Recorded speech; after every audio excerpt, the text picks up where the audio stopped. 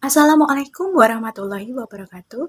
Perkenalkan, nama saya Airin Nur Adila Widyastuti dengan NIM P2723502401. Di sini saya akan menjelaskan tentang pewarnaan bakteri Gram, ALT, dan AKK. Untuk materi yang pertama adalah pewarnaan bakteri Gram. Pewarnaan bakteri Gram adalah salah satu metode pewarnaan diferensial yang paling penting dalam mikrobiologi. Tujuannya adalah untuk membedakan bakteri Gram positif dan Gram negatif. Yang kedua, mengetahui morfologi sel bakteri, kokus, basil, dan lain-lain. Yang ketiga, sebagai identifikasi awal sebelum dilakukan uji lanjutan. Yang terakhir, membantu dalam menentukan media dan metode kultur yang sesuai. Pewarnaan bakteri Gram jenis reagen. Yang pertama, kristal violet yang berfungsi sebagai pewarna utama atau primary stain, berperan sebagai mordant. Yang kedua, Lugol atau iodin membentuk kompleks dengan kristal violet sehingga warna lebih stabil pada sel Gram positif. Yang ketiga, alkohol atau aseton sebagai zat dekolorisasi yang melarutkan lipid pada dinding sel Gram negatif sehingga pewarna keluar. Yang keempat, safranin, pewarna tandingan atau counter stain yang memberikan warna merah muda pada bakteri Gram. Prosedur dan contoh pewarnaan bakteri Gram. Prosedur percobaan. 1. Siapkan kaca objek bersih, buat sediaan hapus bakteri dieteri biakan murni, lalu lakukan fiksasi dengan pemanasan ringan. 2. Teteskan kristal violet selama 1 menit, kemudian bilas dengan air mengalir. 3. Tambahkan Lugol iodin selama 1 menit, bilas dengan air. Yang keempat, teteskan alkohol atau asetan selama 12 detik, proses paling kritis, lalu segera bilas dengan air. 5. Teteskan safranin selama 30-60 detik, bilas air, lalu keringkan dengan kertas hisap. 6.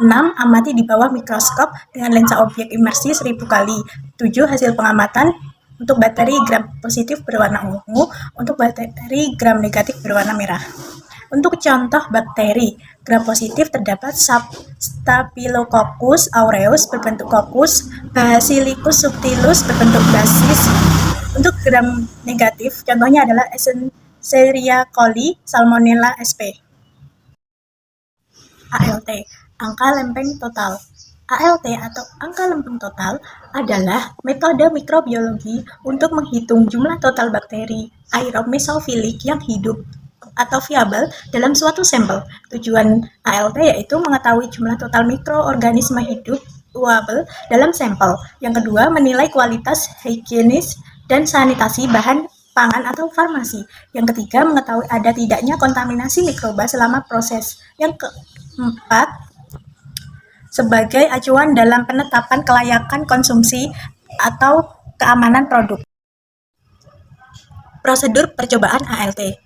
Prosedur percobaan ALT. 1.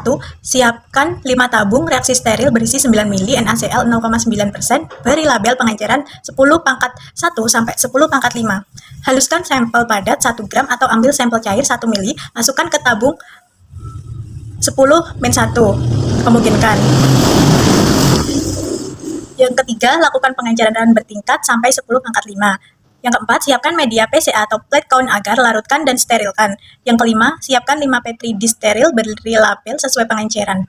Yang keenam, pipet 1 mili dari tiap tabung pengenceran, masukkan ke petri dish, tuang media PCA, aduk hingga homogen. Yang ketujuh, inkubasi pada suhu 37 derajat Celcius selama 24-48 jam. Persyaratan perhitungan ALT.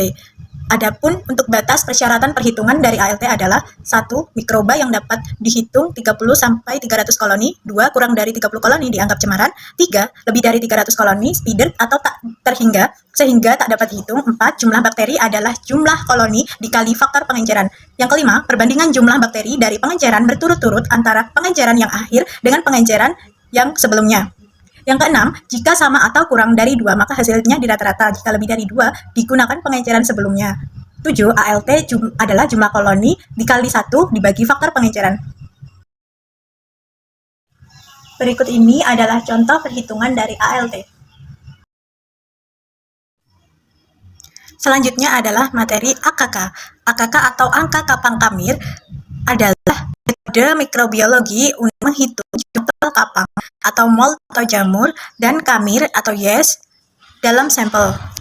Tujuan AKK yaitu satu, menghitung jumlah kapang atau jamur dan kamir atau yeast dalam sampel. 2, menilai kualitas dan keamanan produk pangan maupun farmasi. 3, mendeteksi adanya kontaminasi jamur yang berpotensi menghasilkan toksin. 4, mencegah kerusakan produk akibat pertumbuhan kapang dan kamir berlebih. Prosedur percobaan AKK. 1. Siapkan tabung dan larutan, yaitu 5 tabung berisi 9 mili NaCl 0,9%, beri label 10 pangkat min 1 sampai 10 pangkat min 5. 2. Buat suspensi sampel, yaitu masukkan 1 gram per 1 mili sampel ke tabung 1 10 min 1, lalu lakukan pengenceran bertingkat hingga 10 pangkat min 5. 3. Siapkan media PDA, yaitu larutkan 4 gram PDA per 100 mili aquades, sterilkan dengan autoclave. Yang keempat, tanam sampel, yaitu tuang PDA ke 5 petri dish, pipet 1 mili dari tiap tabung ke petri sesuai label. 5. Inkubasi, yaitu putar petri dish searah berlawanan angka 8, lalu inkubasi suhu kamar 5-7 hari. Persyaratan perhitungan AKK.